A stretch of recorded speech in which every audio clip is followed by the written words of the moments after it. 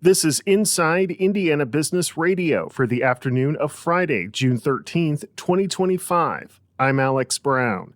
Slate Auto's operations came further into focus this week as the Kosciusko County Council formally approved a series of tax abatements for the emergent EV automaker. Slate is planning to spend close to $362 million in upgrades to the former R.R. Donnelley printing plant on the western edge of Warsaw. Councilor Dave Wolkins was the lone no vote on the abatements. I would love to see an abatement type that would reward them if they're still in business in 5 years.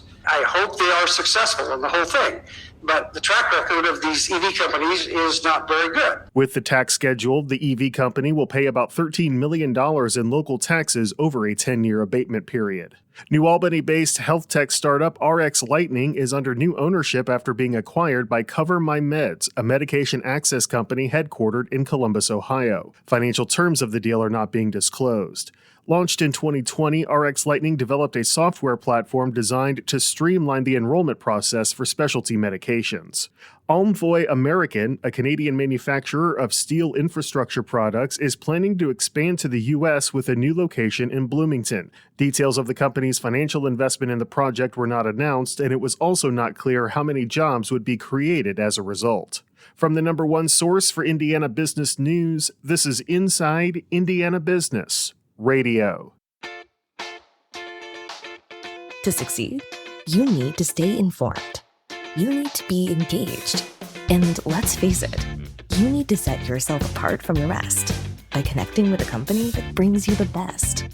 Because in today's environment, business is an ever-moving target, and we'll help you chase it. IBJ Media. The best of business is in us. Get started at ibjmedia.com/youngprofessional. Nearly 300 Hoosier students will receive up to $40,000 each to pursue careers in education through the state's Next Generation Hoosier Educators Scholarship Program. IIB's Marek Mazurek has more. The Indiana Commission for Higher Education awarded 295 scholarships for the 2025-26 academic year. The renewable scholarship provides up to $10,000 a year for 4 years. In exchange, recipients agree to teach for 5 years at an eligible Indiana school or repay a prorated amount. The program aims to address the state's ongoing teacher shortage by supporting students committed to staying in the profession. The latest application cycle drew a record of almost 1,100 applicants, a 15% increase over last year from 326 high schools across 89 of Indiana's 92 counties.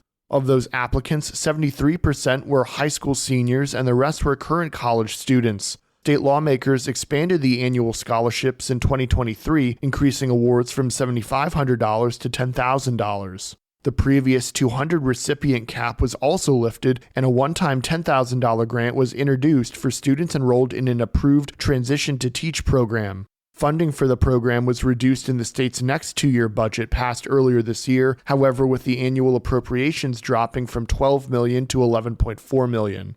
It's not yet clear how the reduced funding might affect future scholarship awards. I'm Marek Mazurek for Inside Indiana Business Radio.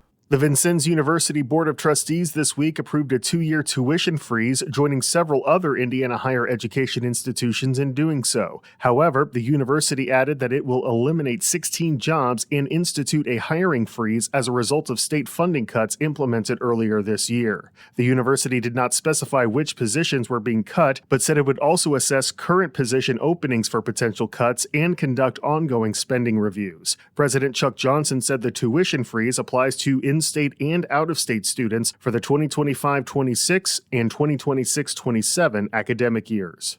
The Marshall County Career Innovation Center, a collaborative workforce training facility that will serve 10 rural school districts in northern Indiana, has been named the 2024 National Rural New Market Tax Credit Deal of the Year. Sean Peterson, president of Community Redevelopment Partners, which is leading the project, says the regional collaboration and tax credits played a big part in the project. From the prior governor to this governor, promoting regionalism, promoting the ability for the regional development authorities, our regional partnership, to be able to bring people together to solve our problems, and then to provide an incentive to do so.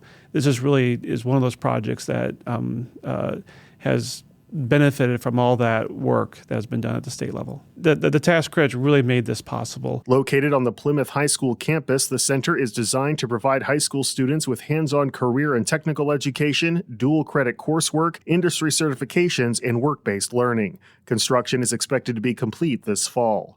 World Food Champion Colin Hilton is this week's guest on the Business and Beyond podcast with Gary Dick, presented by PNC, a weekly conversation with high-profile Hoosiers in business, sports, and entertainment, and beyond. Available now from your favorite podcast provider.